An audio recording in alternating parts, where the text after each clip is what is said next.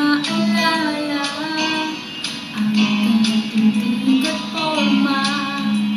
At kapag siya ay nakita, kinikilig akong talaga. Di naman siya sobrang gwapo, ngunit siya ay type na type ko. Bakit ba ganito ang nadarama ng puso ko? Minsan siya ay makausap, ako parang nasa ulap ng ako'y kanyang